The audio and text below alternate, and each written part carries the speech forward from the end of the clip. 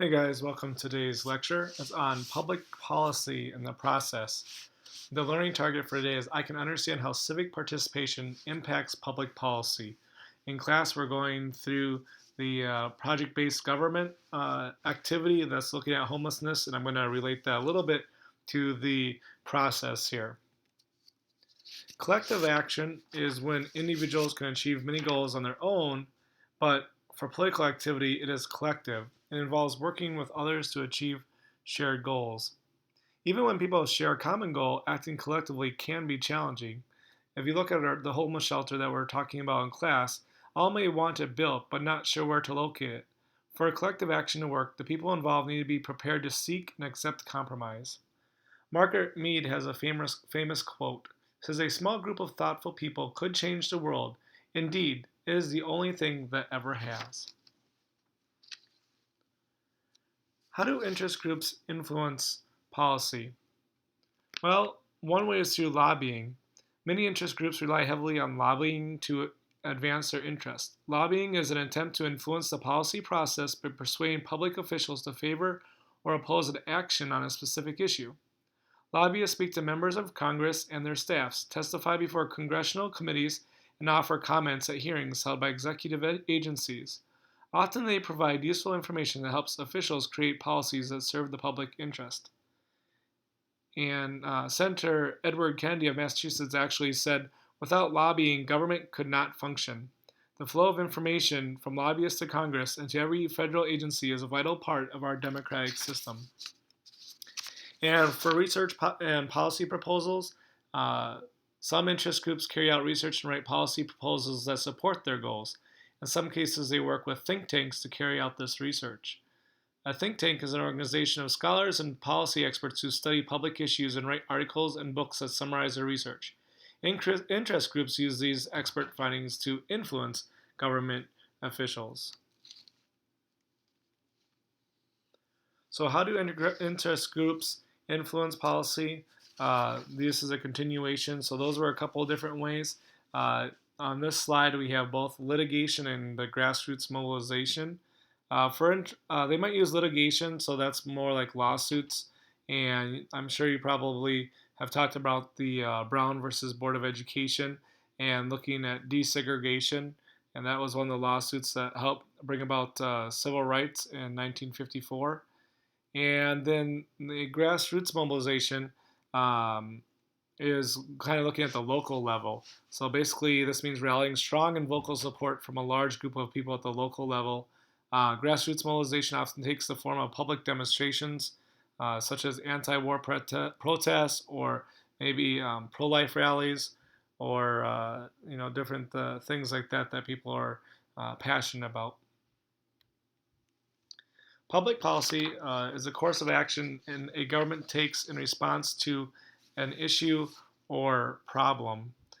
For example, for decades, U.S. officials have considered ways to reduce the nation's dependence on foreign oil as part of a broad based energy policy. And so they look at questions: should the government permit oil drilling in waters off the nation's coast? Should drilling be allowed in national parks and wildlife refuges? Should public money be used to develop other energy sources such as solar, wind, and nuclear power? And those are all questions that we have that kind of shape our public policy. And public policy also refers to actions or programs designed to achieve certain goals. Creating public policy is a multi step process, and we're going to take a look at that in just a bit here. Government officials, policy experts, political parties, interest groups, and concerned citizens all take part in that policy making. Here's step one. So the first is to identify the issue, and so identify current problems. And here's just some examples in history of when we've done that. And there's obviously many more examples, but the energy crisis during the 70s was certainly a problem that we identified and looked at. Smoking and lung cancer, for a long time, there wasn't that link from smoking to lung cancer, and then finally we started finding out more information about it, and so we kind of identified that as an issue. And then in class, currently we're looking at the homelessness and building a shelter. The agenda setting is the second part of the process, and so those key issues are identified and then made priorities. So, for example, after 9/11, obviously we looked at terrorism and had different alert levels and had um, more restrictions at airports and things like that. For Hurricane Katrina, I'm sure you guys remember that as well. The main goal there was repairing levees, and then global warming has been more of a recent issue. For the issue of homelessness that we're talking about in class, the right set of factors is needed to move the issue from an ongoing problem onto the policy agenda of government. At this early stage of the process, some entity, whether government, nonprofit, religious, or citizen action group, become more fully engaged to move the problem toward possible solutions. And we're looking at that in class a little bit. The third one is policy formation, and policymakers consider options to address the issues. So the three branches of government, which you guys all told me you already knew, are the legislative, executive, and judicial. The legislature can, or city councils can pass laws. The executive officials or agencies make policy by setting new rules and regulations, and judicial can do it through court decisions and rulings. Um, so, for example, like if you talked about the lung cancer and smoking, you might see that there's warning labels on cigarette packages, or you could even regulate cigarettes as drugs. So, there's different regulations that you could propose or different solutions. For the homelessness that we're looking at, we're looking for credible alternative solutions. They must be devised and debated by all those interested in addressing the homeless problem. The problem is identified and examined in terms of possible alternatives and funding. Two things considered in constructing a homeless housing facility is how to pay for it, and then the pros and cons that you guys are looking at for the various locations. So that's part of the policy formation. Number 4 is policy adoption, and officials debate and revise policies in this part of it. For civil rights, sometimes the president works with members of Congress and key interest groups to get policies adopted. President Lyndon Johnson actually worked closely with Congress and civil rights leaders to win passage of the landmark Civil Rights Act. For the American with Disabilities Act, George W. Bush joined with lawmakers and disability activists to pass the Americans with Disabilities Act. That law helped make public facilities more accessible to people with disabilities. And for the lung cancer, the American Cancer Association, they teamed up together and have taken the lead in promoting laws banning smoking in public places, obviously, as you can tell.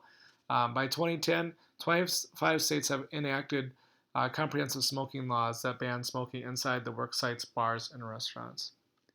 For homelessness, usually the proposal is brought to the City Council for approval. Normally, at this stage of the process, consensus has been reached in negotiations by the key political actors, and a policy solution is adopted by a local government, which is what we're looking at in class. Number 5 is implementation. The government agencies enforce the adopted policy. For example, if we're looking at 9/11 and terrorism, we have the Department of Homeland Security that helps implement those ideas and enforce those ideas. For our homelessness, once a decision has been made regarding a policy solution, the implementation stage would begin with homelessness on the shelter. The stage involves taking the decision of the elected officials or the voters, putting the law into action, and monitoring to see what that is effectively carried out. A clear process must be developed with timelines and deadlines. For a property that must be transformed from one type of usage to a homeless shelter, there must be a procedure to determine who will develop and or manage the property if the city chooses not to be the owner or the operator. There must be a reasonable period for interested developers, local building construction companies, in case of the homeless housing, to submit their bids. So each company gets to submit a bid. We did that even with the Twin Stadium. You submit bids and then you kind of go from there. So everybody has a chance to do that. Local government employees in a department whose responsibility is to oversee planning and building consider the proposals and award the contract. However, policies and procedures for how this process unfolds are normally drafted by government employees and approved by elected officials. The elected officials also make the final decision on who is awarded the contract if it is deemed politically sensitive or highly controversial. This legislative branch sets the guidelines and authority for the government agency to carry it out. For our example, in the Not in My Backyard, it says a city sets its zoning laws after public hearings and then sets building codes for what are acceptable building materials and rules. In this context, the building department then carries out enforcement of uh, the the enforcement of the building codes, and after a developer is selected, the building is constructed or rehabilitated. Building codes must be adhered to and zoning laws followed. Once the building is completed, a manager is hired to take responsibility for the day-to-day management of the property.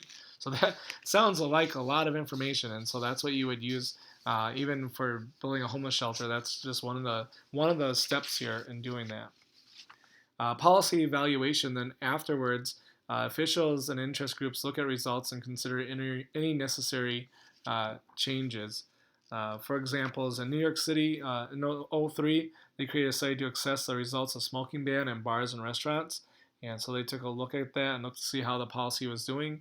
And motorcycle safety studies showed that helmets reduced death by a third. However, they faced major opposition from motorcycle riders, and some states have not passed laws. So policies to be successful must win the approval of more of the people. For our example of homelessness, that's the final stage of the process in which the policy analysts evaluate the usefulness or success of the program. And so they might look at the progress. Is it meeting the goal of temporary housing for the homeless? What is the current and projected homeless population? And does the project meet this need? Adequacy of community resources and human health services to serve the current projected homeless population. They would look at the progress in establishing and implementing an organized system of programs such as serving the homeless, the continuum of care model. Based on performance report, new or improved policies may need to be established. This starts the whole process over again, beginning with the recognition of the problem. So you've just walked through the 6 stages, and we're going to look at that a little bit more in class, and hopefully you kind of got an idea of what those 6 are, and then we will look at homelessness and fill in some of those phases as we go in class. All right, thanks for watching, guys.